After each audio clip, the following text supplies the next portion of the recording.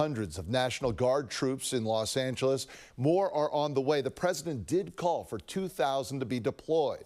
The White House has reportedly put about 500 Marines on standby. They would serve as reinforcements. One of the strongest images of the day, multiple cars were set on fire, at least 5 of them Waymos. This is day 3 of civil unrest in downtown Los Angeles. Thousands of people once again took to the streets protesting against the Department of Homeland Security and the Trump administration's deployment of the National Guard. ABC7 News reporter Suzanne Phan is following this developing story and joins us now live.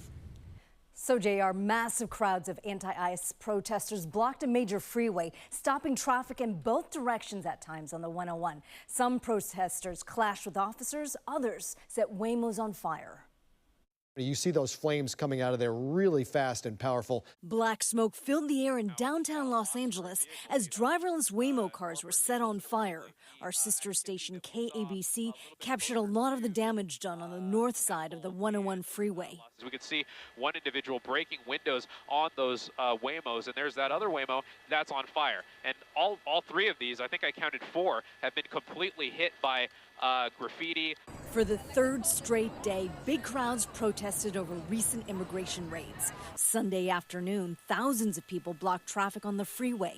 Earlier in the afternoon, hundreds also gathered outside the Metropolitan Detention Center in downtown LA, chanting shame and go home at members of the National Guard.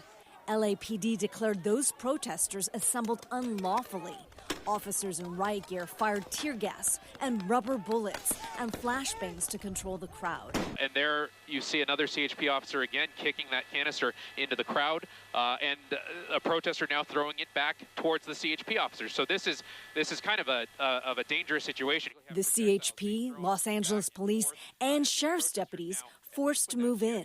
When there's graffiti on the street, cars on fire in the street, now it's in the hands of LAPD. Now it's in the hands of the sheriff's department. They can't sit idly by and let this happen. Many demonstrators gathered in downtown Los Angeles as President Trump moved to send 2,000 National Guard members into LA. The president said Governor Newsom and other Democrats have failed to stop recent protests targeting immigration agents. These 2,000 National Guard soldiers that are being engaged today are ones that are specifically trained for this type of crowd situation. Governor Newsom says 300 troops have arrived so far. Los Angeles Mayor Karen Bass says a sense of fear has been created in the city since Friday. There was no need to federalize troops, and so to have this here is really just a provocation and something that was not needed in our city. And this evening, Governor Newsom met with the heads of the LAPD and LA County Sheriff's Department. Newsom posted on X, quote, "Local law enforcement didn't need help. Trump sent troops anyway to manufacture chaos and violence." He also said, quote, "Now things are destabilized and we need to send in more local law enforcement just to clean up Trump's mess." Back to you. Suzanne, thanks so much. Some tense moments there in Los Angeles. There was a solidarity protest in San Francisco tonight near the ICE building located on Sansom Street. Hundreds of people showed up and police were standing by. ABC7 News reporter Tara Campbell was there as things took a turn. Tense moment Sunday on the streets of downtown San Francisco.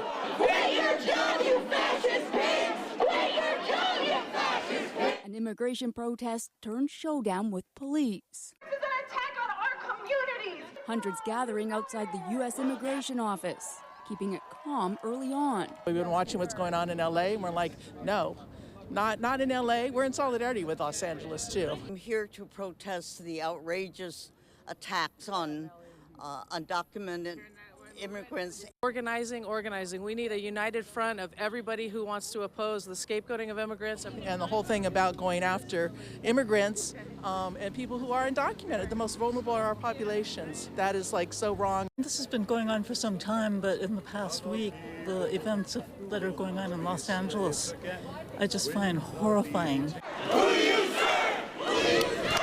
Protest taking a turn as some began to march, moving toward police. The crowd calling for an end to ICE. Police standing ground, eventually coming within feet of one another. Police readying and the chants continuing. protesters vandalizing buildings and vehicles. Then the moment it turns violent, which is no one wants that, right? Like no one wants anyone hurt, whether it's protesters or the police. Tara Campbell, ABC7 News.